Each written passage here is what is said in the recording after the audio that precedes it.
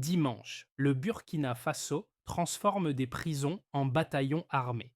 En annonçant 15 600 hommes réaffectés en unités pénitentiaires de combat, le pouvoir retourne la logique.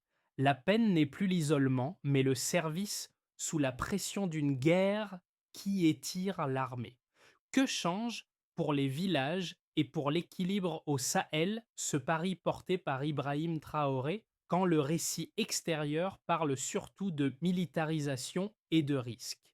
Si le pays dit avoir repris plus de 92% du territoire, la question devient: quelle justice tient quand les bottes remplacent les barreaux?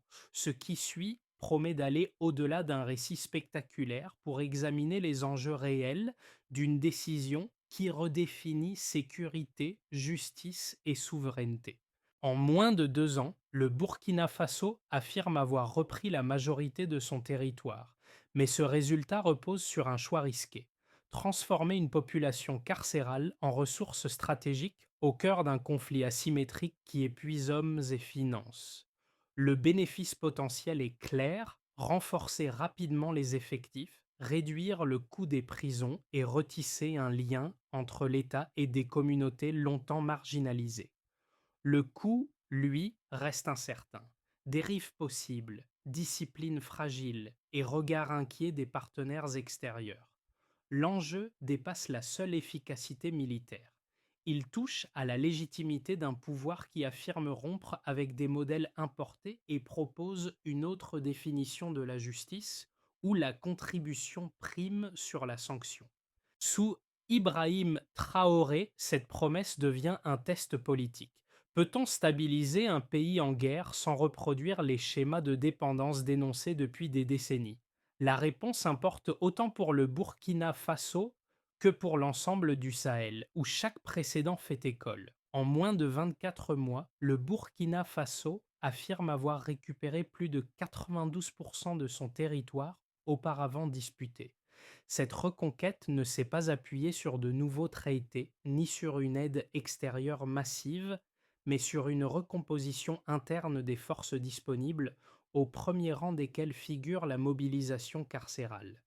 Ce chiffre, martelé par les autorités, sert de point d'appui à une lecture plus large du tournant sécuritaire engagé sous Ibrahim Traoré.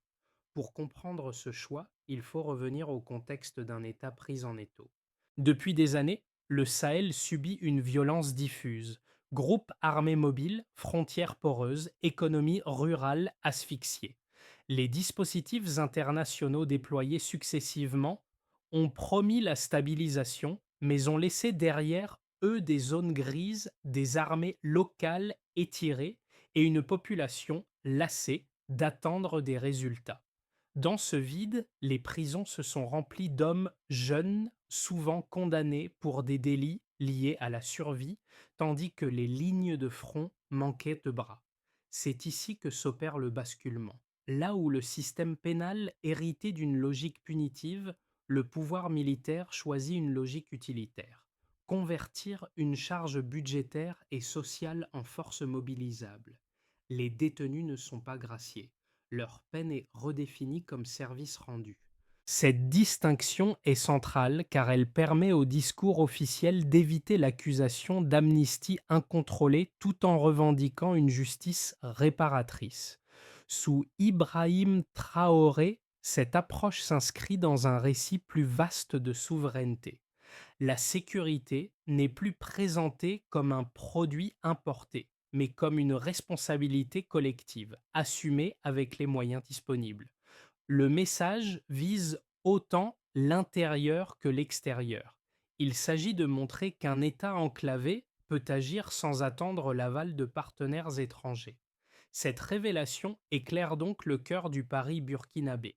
Si la reconquête territoriale est réelle, elle pose une question plus profonde. Cette redéfinition de la justice et de la défense peut-elle durer sans créer de nouvelles fragilités?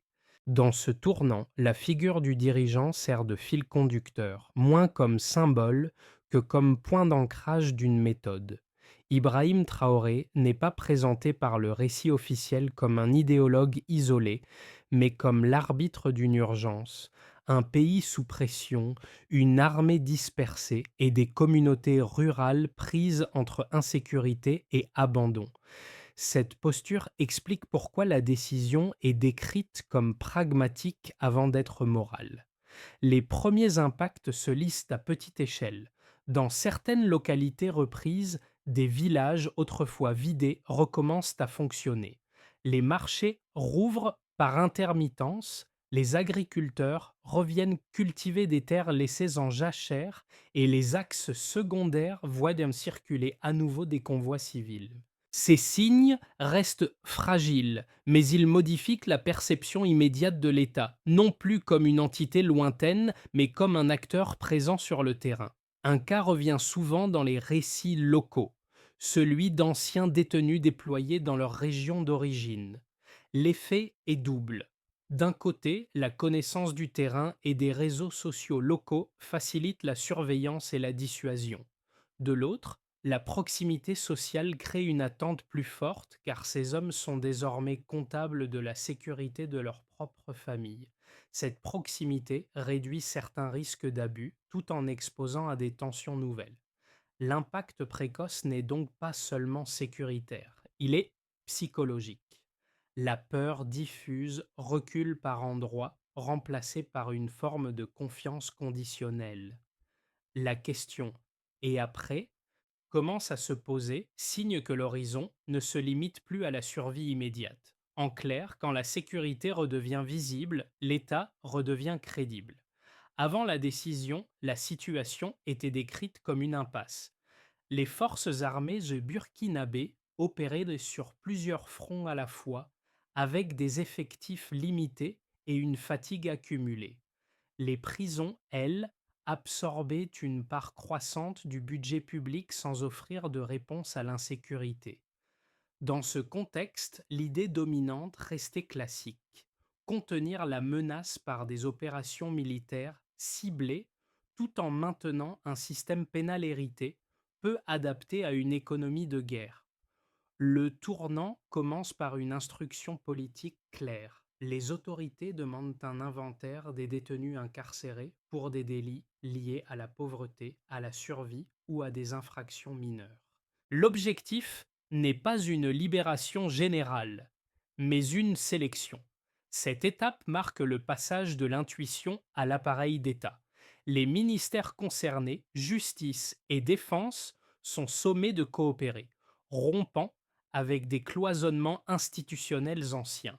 Vient ensuite l'annonce publique. Elle agit comme un déclencheur. À l'intérieur du pays, elle surprend et divise. Certains y voient toute une mesure de bon sens face à l'urgence, d'autres redoutent une perte de contrôle. À l'extérieur, le silence domine d'abord, puis la prudence. Peu d'acteurs internationaux commentent frontalement, conscients du caractère sensible de l'initiative. C'est à ce moment que le nom d'Ibrahim Traoré est associé de façon indissociable à la décision, incarnant personnellement le choix assumé. La mise en œuvre s'accélère. Les prisons concernées ouvrent des procédures de transfert vers des centres d'entraînement. Les anciens détenus reçoivent des uniformes identiques à ceux des soldats réguliers, sans distinction de grade. Ce détail est central. Il vise à effacer symboliquement la frontière entre punis et défenseurs. La formation combine discipline militaire, apprentissage tactique de base et sessions idéologiques axées sur la souveraineté et le rôle du citoyen en temps de guerre. Le déploiement suit rapidement. Les nouvelles unités sont affectées en priorité dans des zones qu'elles connaissent, souvent proches de leur lieu d'origine. Cette décision répond à une logique opérationnelle mais aussi politique. Elle vise à renforcer la loyauté et à réduire les risques de désertion. Dans plusieurs régions, leur arrivée coïncide avec la réouverture d'axes routiers et la reprise d'activités civiles limitées. Les répliques ne tardent pas. Les critiques se structurent autour de deux axes. Le premier concerne la discipline et le risque de dérive armée. Le second interroge la durabilité d'un modèle fondé sur la mobilisation exceptionnelle. En réponse, le pouvoir insiste sur le caractère transitoire et encadré du dispositif, présenté comme une solution adaptée à une phase précise du conflit. Cette séquence, du diagnostic à la mise en œuvre, éclaire la logique suivie. Il ne s'agit pas d'un geste improvisé, mais d'une chronologie pensée pour produire un choc contrôlé, capable de modifier rapidement le rapport de force. Au point de départ, l'État faisait face à un double déficit, des prisons coûteuses et une armée en sous-effectif dans un contexte de guerre étendue. Après la mise en place du dispositif, le discours officiel met en avant un delta clair, une réduction de la charge carcérale et une augmentation rapide des capacités de présence territoriale, sans attendre des recrutements longs et incertains. Premier indicateur cité, 15 600 hommes réaffectés au sein des unités pénitentiaires de combat. Ce chiffre sert de mesure centrale, car il combine deux variables auparavant séparées. D'un côté, il représente une population carcérale retirée du circuit pénal classique. De l'autre, il équivaut à plusieurs brigades supplémentaires déployables en quelques semaines. L'explication donnée est simple. Chaque somme mobilisée réduit simultanément un coût de détention et augmente un potentiel opérationnel. Deuxième indicateur, plus de 92% du territoire annoncé comme repris ou sécurisé. Ce pourcentage n'est pas présenté comme une victoire définitive, mais comme un signal de tendance. Il sert à illustrer un avant et un après. Avant, de larges zones échappaient durablement au contrôle étatique. Après, l'État affirme une présence continue sur la majorité de l'espace national, même si cette présence reste inégale. Le chiffre est utilisé pour soutenir l'idée que l'augmentation des effectifs a permis de tenir le terrain et pas seulement de mener des opérations ponctuelles. Troisième indicateur, moins mis en avant mais récurrent dans les discours, le coût relatif du système. Sans avancer de montant précis, les autorités comparent deux lignes budgétaires. La détention prolongée est décrite comme une dépense improductive alors que la mobilisation encadrée est présentée comme un investissement sécuritaire. La variation n'est pas chiffrée publiquement, mais le raisonnement repose sur une logique de substitution. Des ressources auparavant immobilisées deviennent actives. Ces chiffres ne suffisent pas à eux seuls à prouver la réussite du modèle. Ils dessinent cependant une cohérence interne. Sous Ibrahim Traoré, la preuve quantitative n'est pas utilisée pour convaincre des partenaires extérieurs, mais pour légitimer l'action auprès de la population. Le message est que les résultats, même partiels, sont mesurables et directement liés à des choix souverains. Il faut aussi noter les limites de cette lecture. Les données sont produites par l'État lui-même dans un contexte de communication stratégique. Elles décrivent une dynamique, pas une stabilité acquise. Le delta observé peut se réduire si la pression sécuritaire augmente ou si la discipline interne faiblit. C'est pourquoi les autorités insistent sur le caractère encadré et temporaire du dispositif présenté comme un levier parmi d'autres. En résumé, la preuve quantitative avancée repose sur trois piliers simples: effectifs mobilisés, territoire couvert et logique de coût. Pris ensemble, ils expliquent pourquoi cette politique est défendue comme rationnelle, même par ceux qui reconnaissent ces risques. Les critiques les plus structurées de cette politique s'articulent autour de deux arguments principaux qu'il faut examiner sans les caricaturer. Le premier concerne la discipline et le risque de dérive armée. Selon cette lecture, transformer des détenus en soldats, même encadrés, expose l'État à des comportements incontrôlés. Des hommes socialisés dans la contrainte pourraient reproduire des logiques de violence, surtout dans des zones où l'autorité reste fragile. À long terme, cette militarisation pourrait affaiblir la confiance civile si des abus apparaissent, sapant précisément la légitimité recherchée. Le second argument porte sur la durabilité stratégique. Les opposants estiment qu'une solution fondée sur la mobilisation exceptionnelle ne peut constituer un modèle stable. Elle répond à une urgence, mais risque d'épuiser rapidement ses bénéfices. Une fois l'effet de surprise dissipé, l'État devra revenir à des structures classiques. Justice civile fonctionnelle, force régulière professionnalisée et économie capable d'absorber ces hommes après le conflit. Sans cette transition, la politique pourrait créer une dépendance à l'état d'exception. Ces critiques trouvent d'un écho au-delà du Burkina Faso, notamment chez des partenaires qui redoutent un précédent régional. Elles ne sont pas ignorées par le pouvoir. La réponse officielle se déploie sur deux plans. D'abord, l'encadrement strict. Les autorités insistent sur la sélection des profils, la formation idéologique et le déploiement localisé, présentés comme des garde-fous contre les dérives. L'argument est que la proximité communautaire renforce la responsabilité individuelle plutôt qu'elle ne l'affaiblit. Ensuite, le caractère transitoire est mis en avant. Sous Ibrahim Traoré, le dispositif est décrit comme une phase et non comme une fin. Il s'inscrit dans une séquence où la reconquête territoriale doit précéder la reconstruction institutionnelle. Autrement dit, la sécurité est vue comme une condition préalable, pas comme une solution unique. La réfutation ne nie donc pas les risques. Elle les accepte comme le coût d'un choix contraint dans un environnement où l'inaction aurait aussi produit des conséquences graves.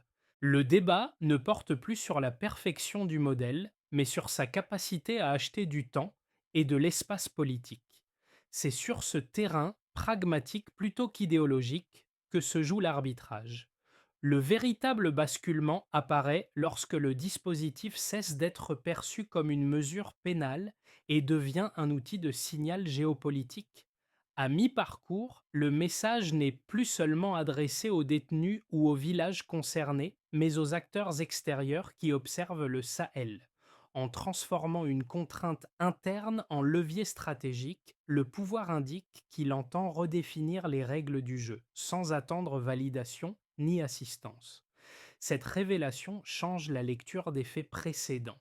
Les unités issues des prisons ne servent pas uniquement à combler un manque d'effectifs. Elles matérialisent une volonté de rompre avec une dépendance sécuritaire jugée inefficace. Chaque déploiement devient ainsi un acte politique montrant que l'État assume ses choix, même lorsqu'il s'écarte des standards promus ailleurs.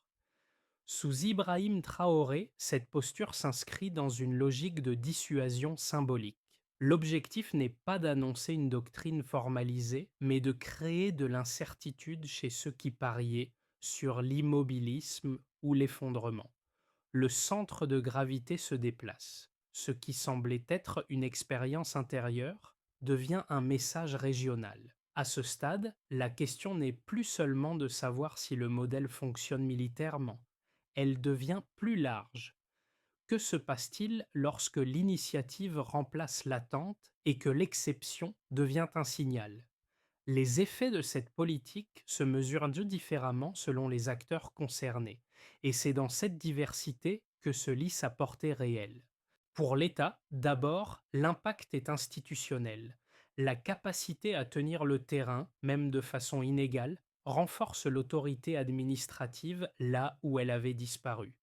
Des services de base recommencent à fonctionner par intermittence, des représentants locaux reviennent et la chaîne de commandement retrouve une continuité minimale.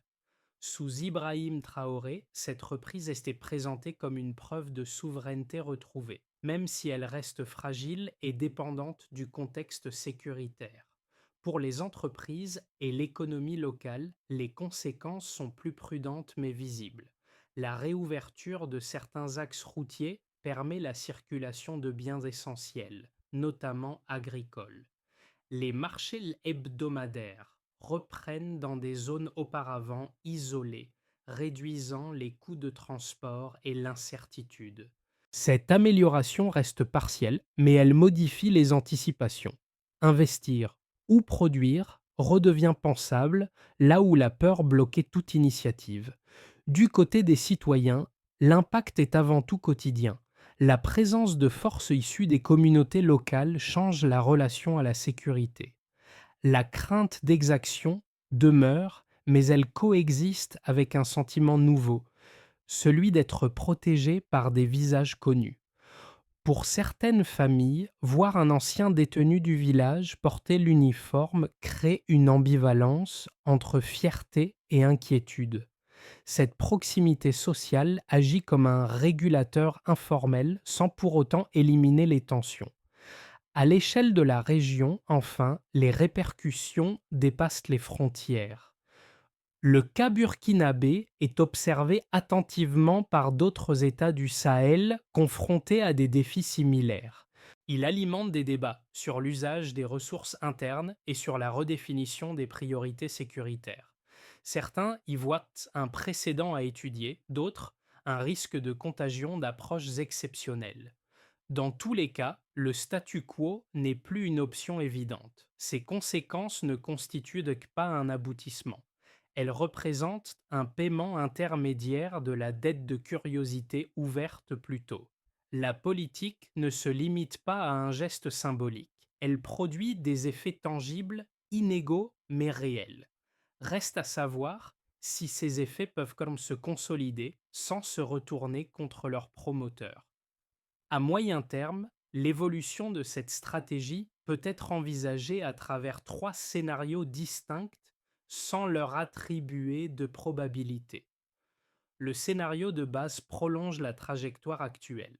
La présence territoriale reste inégale mais suffisante pour empêcher une reconstitution rapide des groupes armés.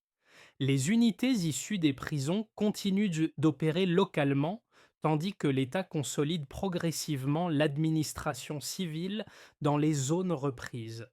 Si cette dynamique se maintient, alors la politique joue son rôle principal, gagner du temps pour reconstruire des institutions plus classiques.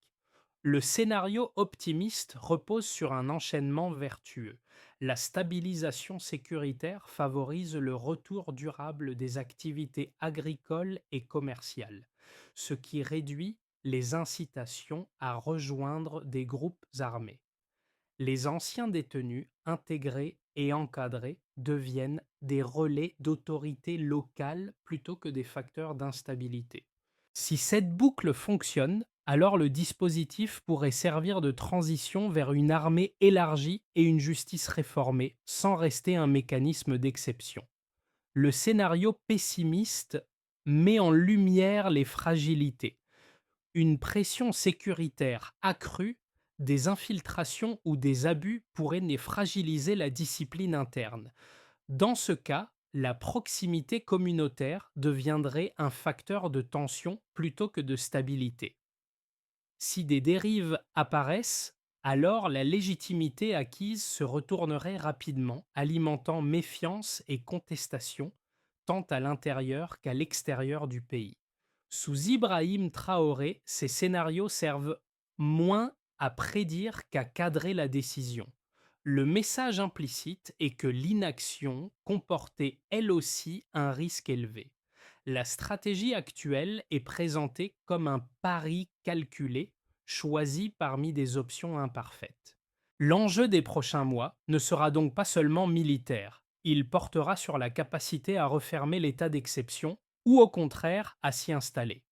C'est ce point de bascule qui déterminera si l'expérience restera un épisode conjoncturel ou deviendra un précédent durable pour le Burkina Faso et potentiellement pour le Sahel.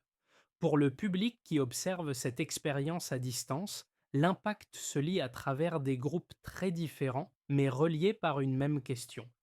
Qu'est-ce que cette stratégie change concrètement pour des vies ordinaires? Pour un premier groupe, celui des jeunes en situation précaire, le message est ambigu mais puissant. D'un côté, il montre qu'un État peut reconnaître une valeur à ceux qui l'avaient marginalisé. De l'autre, il rappelle que cette reconnaissance passe par un engagement risqué dans un contexte où les alternatives civiles restent limitées. L'expérience burkinabé devient ainsi un miroir des choix imposés par la rareté. Un second groupe est constitué des familles et communautés locales. Leur quotidien est directement affecté par la présence accrue de forces de sécurité issues du voisinage. La proximité réduit la distance symbolique avec l'État, mais elle accroît aussi l'exigence morale. Quand le protecteur est connu, l'erreur est moins tolérée. Cette tension crée une vigilance collective nouvelle qui peut renforcer la cohésion autant qu'elle peut l'éprouver. Enfin, pour un troisième groupe, celui des observateurs régionaux et diaspora, la politique agit comme un signal. Elle suggère qu'il existe des marges de manœuvre hors des cadres habituels, même sous contrainte. Sous Ibrahim Traoré, ce signal est volontairement lisible, l'attente et la dépendance ne sont plus présentées comme des fatalités. Cette connexion au public ne repose donc pas sur l'adhésion unanime. Elle fonctionne par identification partielle, par débat et parfois par malaise. Mais c'est précisément cette réaction qui indique que la décision dépasse le cercle militaire. Elle touche à la manière dont chacun évalue le prix de la sécurité et le sens de la responsabilité collective.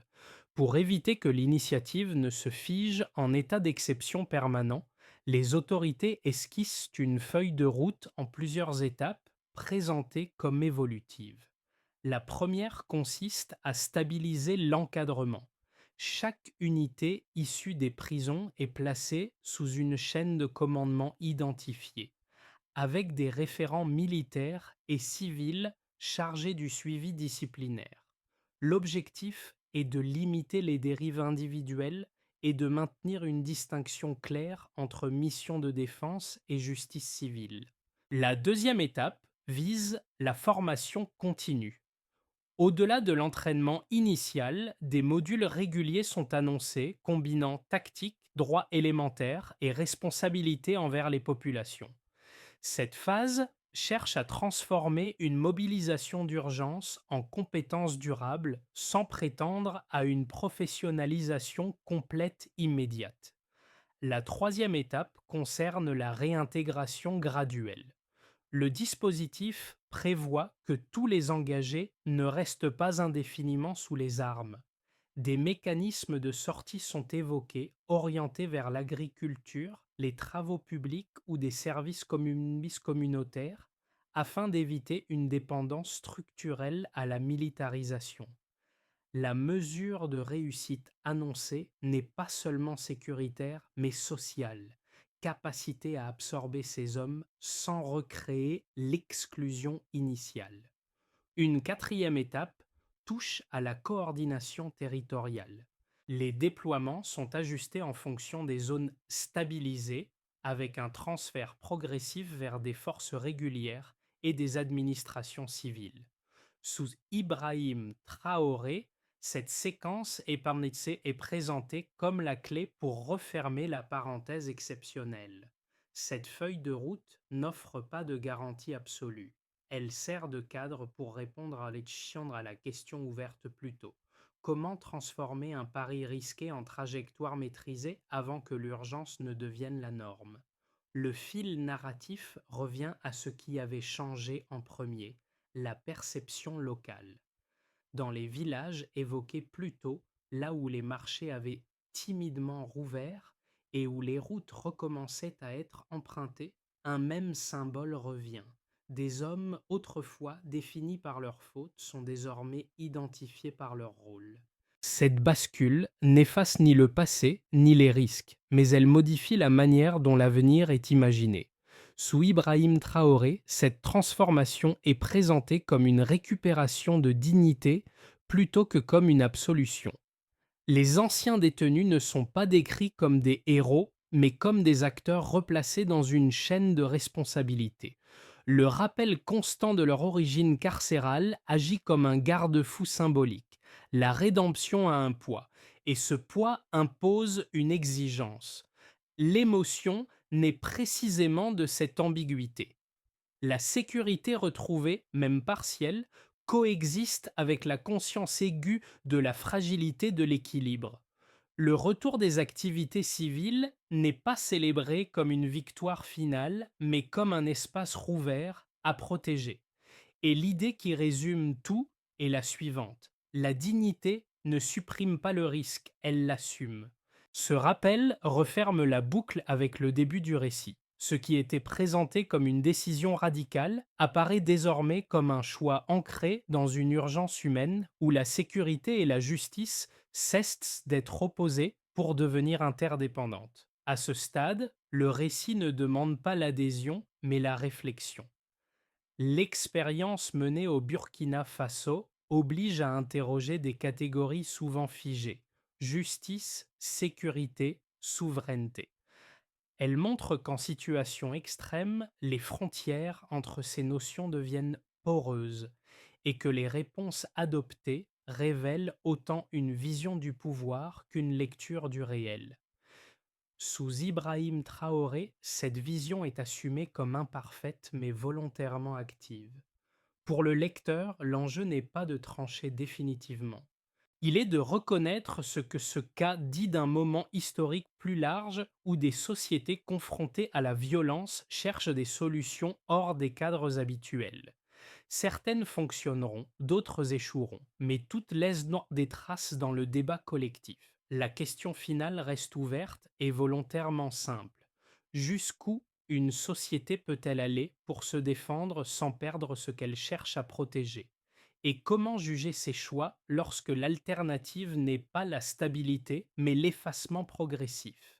Ce sont ces interrogations qui méritent d'être discutées, partagées et confrontées, car elles dépassent largement un seul pays ou une seule décision.